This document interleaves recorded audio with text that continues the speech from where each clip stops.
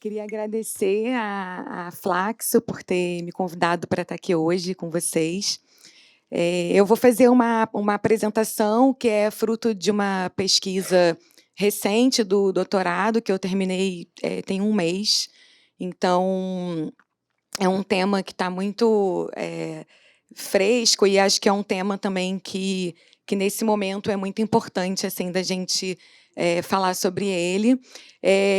Especificamente eu vou abordar mais uma relação entre cultura e juventude, ONGs, política pública, e vou começar a minha fala fazendo uma rápida passagem por uma abordagem histórica, que eu acho importante a gente entender como que esses coletivos de cultura hoje juvenis surgem, né? De que processo que aconteceu no país que eles surgiram. Então, acho bastante importante assim fazer essa trajetória, ainda que rapidamente. Então, o meu ponto de partida nessa trajetória histórica é a década de 90, que eu vou falar muito rapidamente sobre ela. É importante, assim, a minha fala ela está localizada no Rio de Janeiro, né? Então, a pesquisa ela tem uma parte macro, que é uma parte das políticas públicas de cultura que foram implementadas no Brasil, especialmente a partir dos anos 2000, mas, digamos, o campo da pesquisa foi feito todo no Rio de Janeiro, então, considerando a complexidade, né, de uma cidade como o Rio, as desigualdades de uma cidade, a violência urbana, enfim, todos os desafios e questões que o Rio enfrenta, como qualquer outra grande cidade do Brasil. Então, assim, na década de 90, a gente teve um processo de fragmentação social profundo no Rio de Janeiro. A gente teve uma crise política, né, com o impeachment do Collor, inflação, reformas neoliberais, recuo das políticas sociais nesse momento e um aprofundamento da violência urbana e da pobreza. Tem alguns marcos nesse momento da década de 90, com uma série de episódios violentos que aconteceram na cidade. Então, a gente teve o desaparecimento de 10 jovens na favela de Acari, a chacina da Candelária, Vigário Geral, em 93, Candelária e Vigário Geral, em 93. Aqui em São Paulo, né, o massacre do Carandiru, também no início dos anos 90, os arrastões, entre aspas, que levaram um pânico ao Rio de Janeiro nesse momento e que criminalizou, né, especialmente o movimento funk, os jovens do movimento funk, e as rebeliões também nas antigas FEBEMs, que hoje aqui em São Paulo são as Fundações Casa, no Rio, o Degase e nos presídios. A gente tem o ECA, que foi falado aqui pelo Gabriel no início, que foi aprovado também aqui no início, nos anos 90, né, e que teve um papel fundamental nesse momento, especialmente na questão da proteção da criança e do adolescente, e de uma situação que se vivia no Rio e nas capitais brasileiras relacionada à situação dos chamados meninos de rua, né, e que eram frequentemente tipificados pela imprensa como infratores, pivetes e menores, né, e um senso comum que predominava, que a violência urbana na cidade estava associada a essas crianças e esses adolescentes. O que a gente tem como resposta a esse contexto, nesse momento da década de 90? A gente tem o surgimento de grupos culturais juvenis que se expressam através da música, então, especialmente através do funk, do hip-hop, e que, através das suas músicas, passam a expressar as suas ideias, né, e a denunciar as condições de vida dos moradores da periferia, a violência policial e o racismo. E a gente tem, como uma expressão desse momento, o grupo Racionais MCs, e o lançamento do álbum Raio X Brasil, em 93.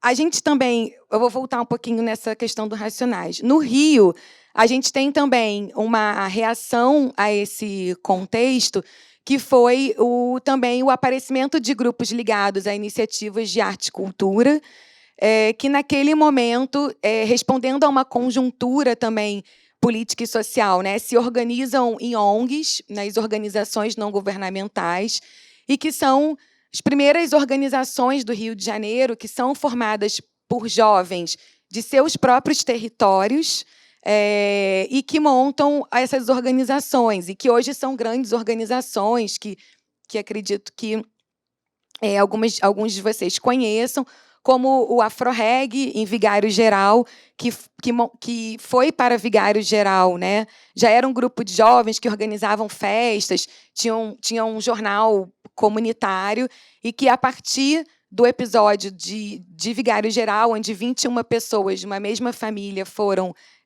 assassinadas, eles começaram a desenvolver ações culturais em Vigário Geral e oficinas culturais em Vigário Geral.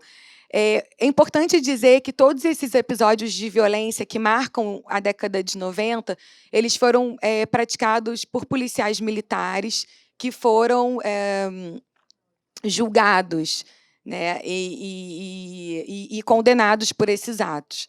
Então, teve uma grande sensibilização no Rio nesse momento, e, além do Afroreg, a Central Única das Favelas, que também surge nesse momento na Cidade de Deus, o SEASM, na Maré, que também surge ali. O SEASM já é de 87, mas que também, no início da década de 90, começa a trabalhar com pré-vestibular comunitário, que eu vi que, inclusive, tinha um texto na bibliografia que foi recomendada do curso para vocês, e a escola a Companhia Étnica de Dança, que trabalhou com teatro e dança contemporânea no Morro do Andaraí. Essas ações culturais, elas ficaram amplamente conhecidas como projetos sociais nesse contexto da década de 90. Né? Então, teve uma grande mobilização na sociedade. Essas ONGs contaram com financiamentos internacionais e com financiamentos também do Estado, mas especialmente com financiamentos também de empresas, como a Petrobras, e que investiam nesses projetos numa perspectiva de investimento social. Né? E tinha uma compreensão de que, nesse momento, de que a cultura tinha uma finalidade de retirar esses adolescentes e jovens do crime, do envolvimento com crime, ou do envolvimento com o tráfico de drogas. A grande novidade desse momento, né, em relação a esses grupos, ao surgimento desses grupos culturais juvenis, é que essas expressões culturais, essas práticas culturais, não eram práticas da classe média. Então, a gente tinha um histórico na história brasileira das expressões culturais serem juvenis, serem muito através de jovens da classe média, e não de jovens com origem nos territórios periféricos do país. Então, o Racionais, né, e essas ONGs que são formadas e que têm jovens que têm um vínculo com o seu território, eles constituem uma novidade nesse momento no repertório de direitos humanos, no repertório da educação, no repertório da cultura. Aqui é uma foto do Museu da Maré, que fica no Rio de Janeiro, é um museu territorial. Chegando aqui nos anos 2000, o que a gente tem? E aí eu acho bem importante assim, trazer esse histórico para poder, então, a gente falar dos coletivos. Nesse momento, nos anos 2000, a gente tem uma política, a partir de 2003, especialmente, a gente tem uma reformulação no Ministério da Cultura, onde passa, então, tem uma diretriz, né, no país e no MINC para o campo artístico e cultural, que tem onde se passa a trabalhar com uma concepção de cultura mais ampla. E o que é essa concepção de cultura? É uma concepção de cultura que não é somente relacionada às belas artes ou às linguagens artísticas. Então, a gente tem toda uma história e uma tradição no país de que a cultura e a arte é o teatro, é a dança, são as artes plásticas, as artes visuais, o cinema. E, nesse momento, o MINC traz, então, uma nova proposta e uma nova percepção sobre esse conceito de cultura. E aí, então, esse conceito de cultura ele é trabalhado de forma ampliada e de uma forma que a gente chama de um viés antropológico, que é entender a cultura como modo de vida. E o que acontece nesse momento, né? A partir desse momento que se tem essa concepção ampliada de cultura, foi incluído no campo das políticas públicas de cultura uma série de expressões e manifestações culturais do país que não estavam presentes no campo das políticas públicas. Então, do que eu estou falando exatamente, né? Eu estou falando da cultura indígena, eu estou falando das manifestações e expressões culturais das culturas populares, da cultura tradicional, dos saberes e fazeres afro-brasileiros, dos saberes e fazeres das periferias brasileiras, que, nesse momento, na década de 90, estavam fora, né, de todo esse campo de política cultural. Essa concepção ampliada de cultura ela foi baseada em dois conceitos principais, que é o de cidadania e diversidade cultural. Então, o de cidadania, de que o direito à cultura é um direito social básico e que deve ser garantido pelo Estado, que o Estado, assim como a saúde e a educação, a cultura também é um direito que deve ser garantido e efetivado pelo Estado brasileiro e que foi previsto lá na redemocratização em 88. Né? A cultura está afirmada como um direito social básico de todos os brasileiros na Constituição de 88. E a gente tem também a questão da diversidade cultural e das expressões da diversidade cultural, de valorização dessas expressões da diversidade cultural dentro dessa perspectiva de que tem uma fala que foi do Gil, né, do Gilberto Gil, que foi ministro da Cultura nesse período, que ele fala que ninguém verá o Ministério da Cultura, nesse momento, utilizar a palavra folclore para se referir às expressões da diversidade cultural do Brasil. Né? E o que o Gil quis dizer com isso? Que essas expressões da diversidade cultural do país elas não estão no passado, elas estão no presente, elas são vivas. Então, o Ministério da Cultura, a partir daquele momento, iria orientar as suas ações para isso. Dentro dessa nova perspectiva do MINC, o principal programa do Ministério da Cultura, nesse momento, que expressou essas novas concepções do Ministério da Cultura, nesse momento, foi o programa Cultura Viva e os Pontos de Cultura.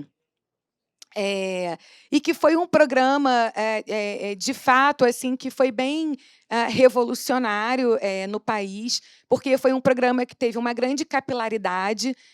Até 2015, mais ou menos, os dados, né, são de que se tiveram 4.500 pontos de cultura em todo o país.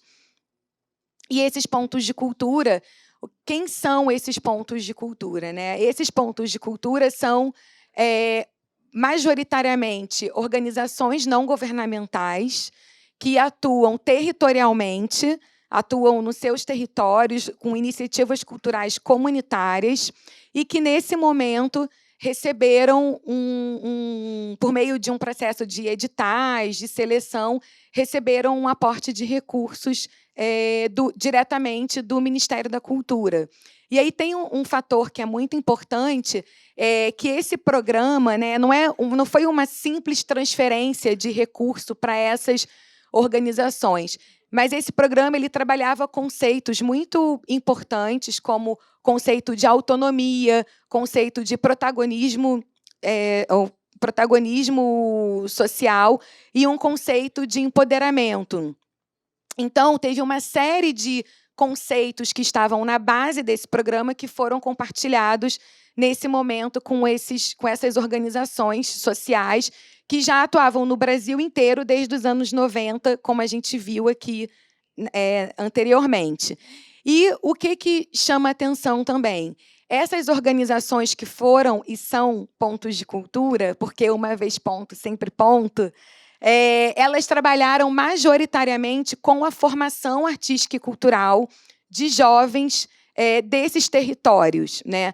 No caso do Rio de Janeiro, que foi onde eu pude me aprofundar na pesquisa, foram 192 pontos de cultura na cidade do Rio de Janeiro, e esses pontos de cultura estão localizados majoritariamente nas favelas cariocas e nas regiões periféricas da cidade. E aí eu estou falando dos subúrbios do Rio de Janeiro e de algumas da Zona Norte e da Zona Oeste. Esses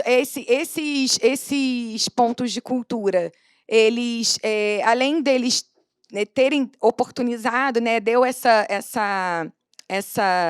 digamos assim, uma base social de formação artística e cultural nesses territórios, eles também possibilitaram uma nova dinâmica cultural na cidade, que é uma dinâmica que não é a dinâmica convencional do circuito artístico e cultural. E aí, quando eu estou falando da dinâmica convencional, eu estou falando desse circuito mais estabelecido, dos teatros, dos equipamentos culturais clássicos, né?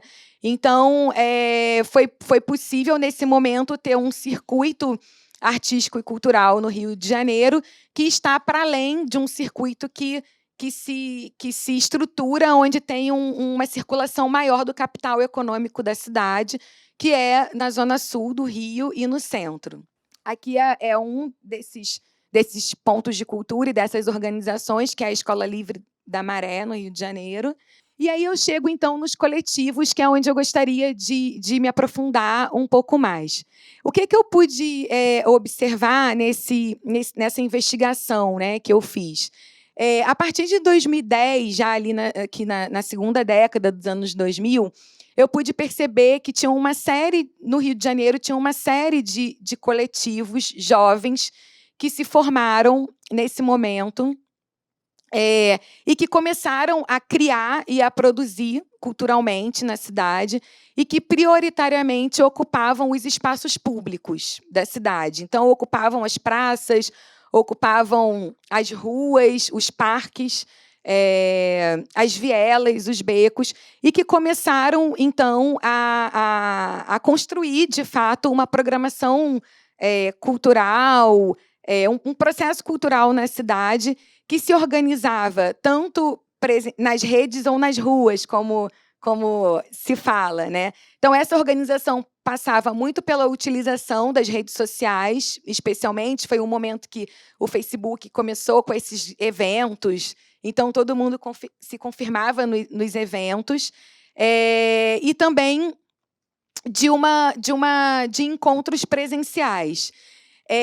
O que eu pude observar, né? Que nesse momento a gente está falando de uma geração que se formou ali entre 2003 e 2010, nesses programas formativos de cultura das ONGs, dos pontos de cultura, nesse momento, e que nessa geração aconteceu uma maior mobilidade subjetiva e social. E essa mobilidade ela se deu por uma série de processos mais amplos que aconteceu no Brasil nesse momento, especialmente relacionado à expansão do acesso ao ensino superior, e aí relacionado também à questão das ações afirmativas, das cotas, nas universidades. Também um contexto econômico, que favoreceu também uma maior mobilidade na cidade, então era possível uma maior circulação na cidade do Rio de Janeiro. A questão das novas tecnologias também, sem dúvida, das novas tecnologias da comunicação, da informação, os celulares, os smartphones, a possibilidade de estar em comunicação, em contato o tempo inteiro e de se utilizar dessas tecnologias também para criar e para não só para se comunicar, mas também para criar e para produzir culturalmente. Bom, esses jovens, como eu falei, são jovens que se formaram nesses projetos culturais formativos, promovidos pelas ONGs e potencializados pelos pontos de cultura. E tem uma fala que foi muito interessante, que apareceu na pesquisa, que é essa fala de que, nesse momento, acontece uma virada na produção cultural da cidade.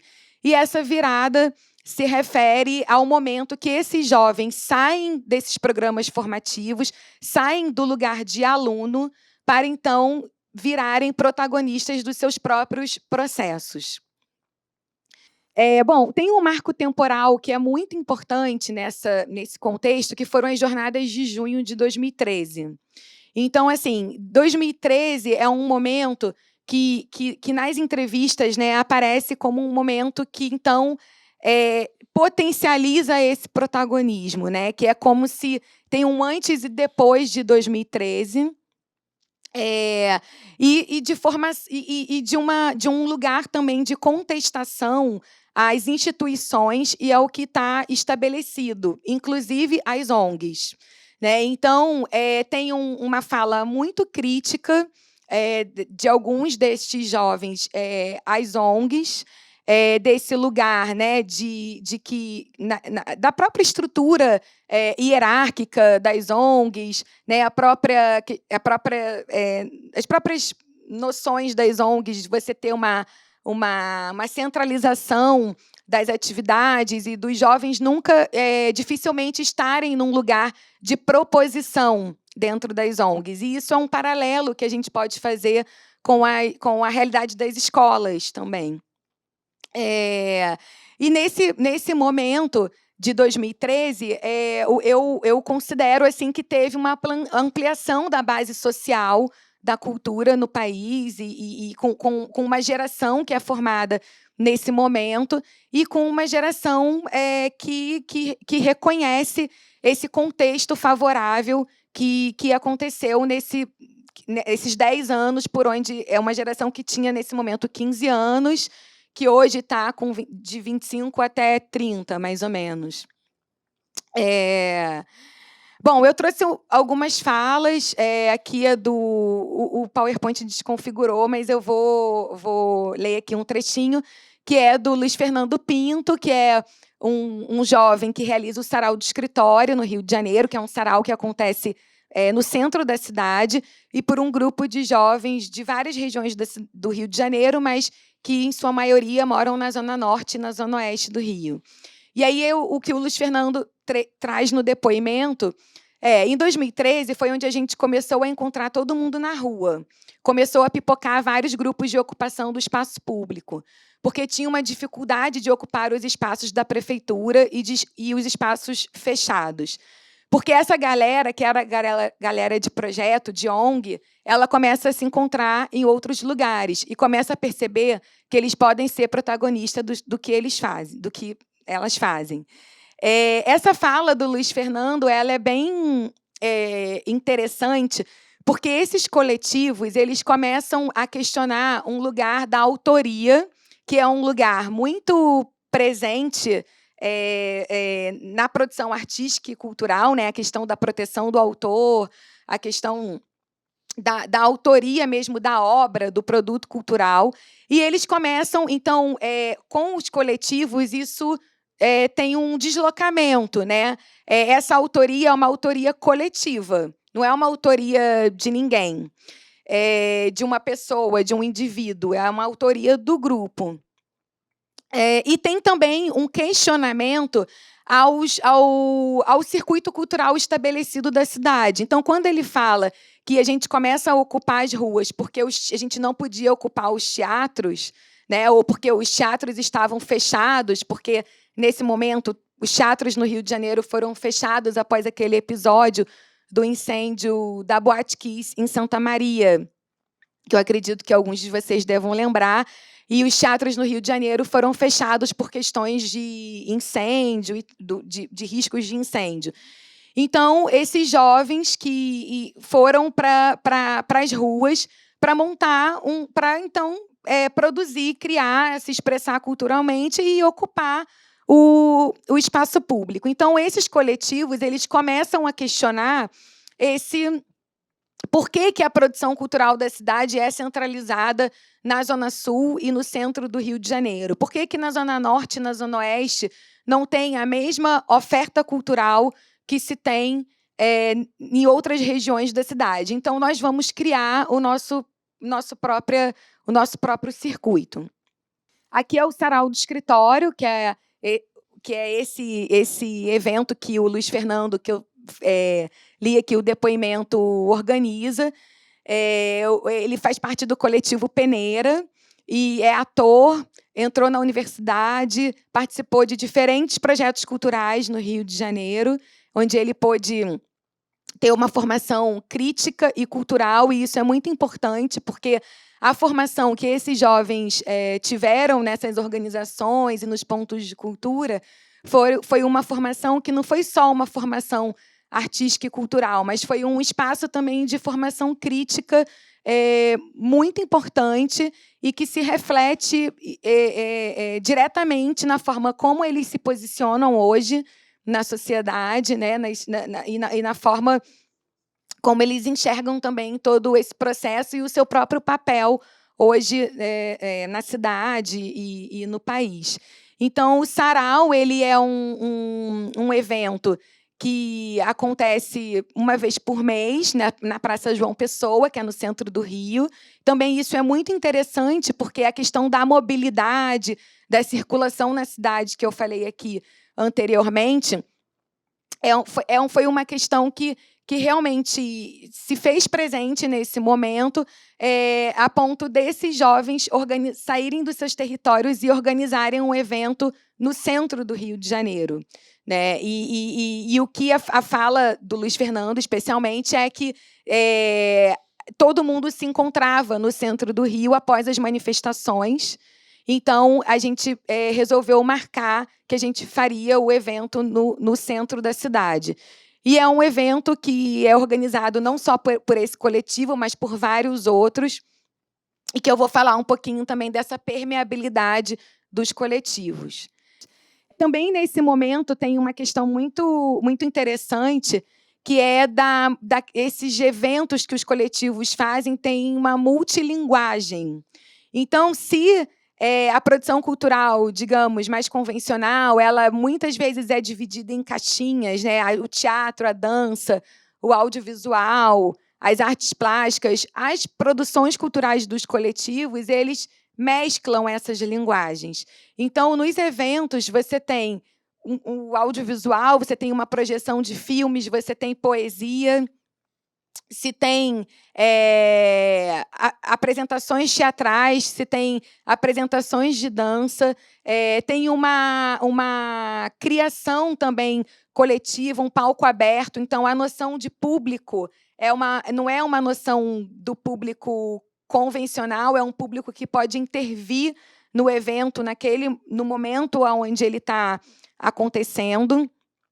Então, e tem uma dimensão também da necessidade de mobilizar e agregar pessoas, que isso também é uma questão muito importante e relevante para essa juventude.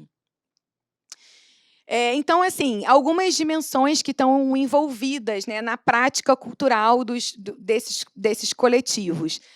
A criação e a produção cultural juvenil.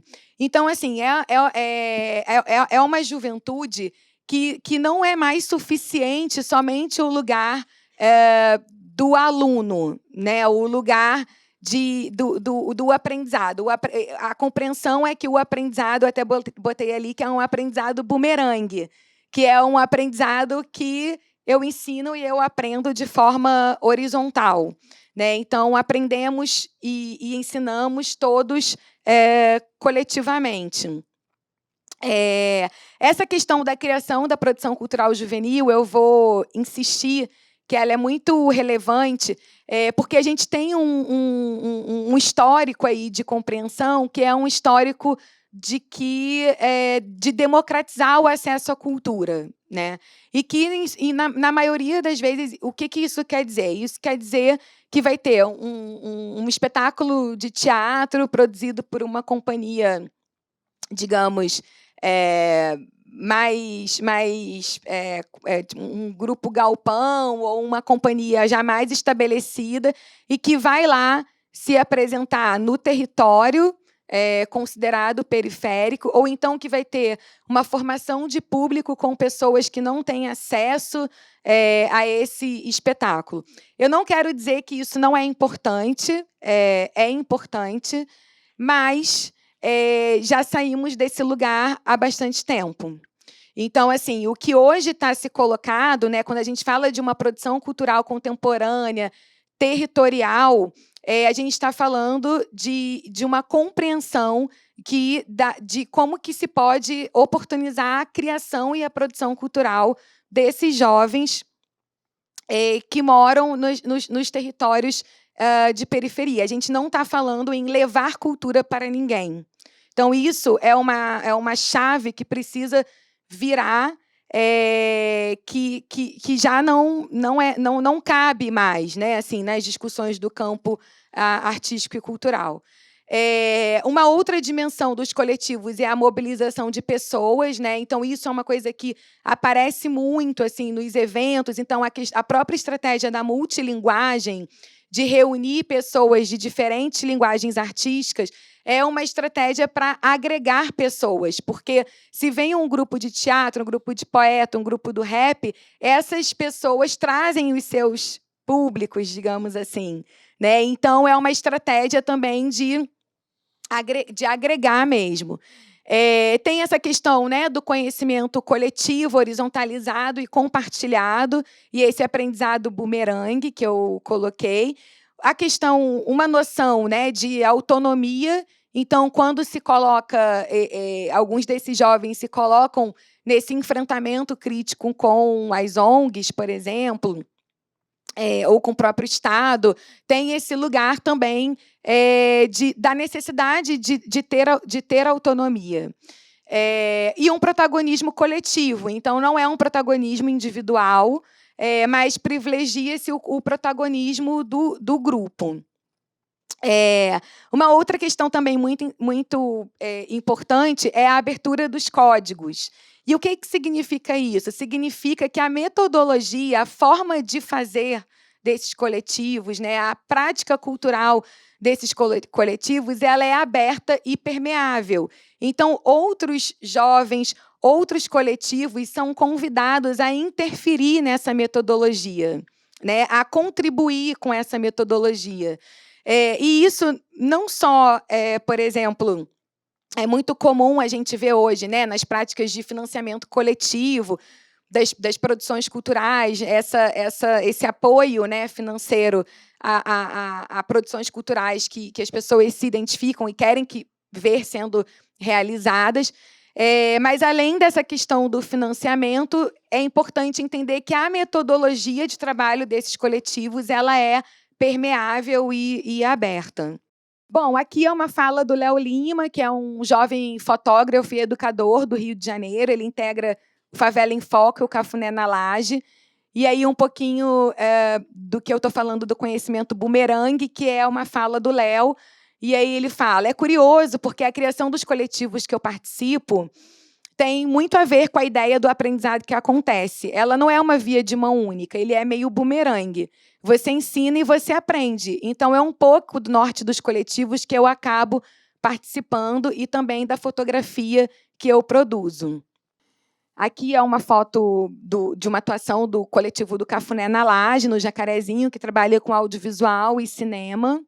E também uma coisa muito importante que eu gostaria de dizer é que, se na década de 90 a gente tinha uma percepção sobre essa produção cultural e artística em um lugar do social, né, em um lugar de tirar os jovens do crime ou do tráfico, que é uma visão muito estigmatizante, né, sobre essa juventude, essa juventude que se formou nesse processo das políticas públicas recentes, dos últimos 10 anos, né, eles têm uma outra percepção sobre o lugar da sua atuação e sobre a sua intervenção no território.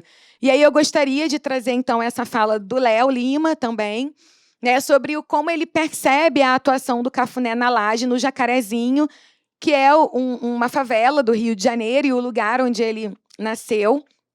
Então, ele fala, vale ressaltar que, com a nossa iniciativa, não estamos tirando ninguém do tráfico de drogas ou da possibilidade de trabalharem como policiais. E, principalmente, não estamos profissionalizando nenhuma das crianças. Estamos apresentando a todos uma possibilidade de estar vivo, de construir um projeto junto e de colocar à disposição uma ferramenta de transformação sociocultural de maneira gratuita. Essa mudança de percepção nessa geração, ela está diretamente relacionada com esse conjunto de políticas públicas e com essa afirmação feita da cultura a partir de um lugar da potencialidade e não de um lugar da carência, da falta ou da ausência. E que foi um discurso que foi muito predominante até o início dos anos 2000, acho que todo mundo já deve ter ouvido, se referia às favelas cariocas ou às periferias das grandes cidades como comunidades carentes. Essa percepção é uma percepção que, através da cultura, nesses últimos 10 anos, foi muito enfrentada, e foi enfrentada especialmente por uma afirmação da potência criativa desses territórios e da potência artística, cultural e de vida desses territórios. Então, esse foi um enfrentamento, e ainda é um enfrentamento muito importante, especialmente nesse momento que a gente vive. E essa geração é uma geração que tem clareza desse processo. Então, é uma geração que eu considero que são forças progressistas que estão na sociedade hoje e que tem clareza de como as suas vidas foram afetadas e transformadas por esse ciclo que a gente teve no Brasil e que, então, trazem em si esse enfrentamento, de, através da sua prática artística e cultural, através da sua criação e da sua produção cultural, se posicionar criticamente na sociedade e de se posicionar relacionando os territórios periféricos como esse lugar de criação e de produção cultural e, portanto, como uma dimensão de vida, de se estar vivo.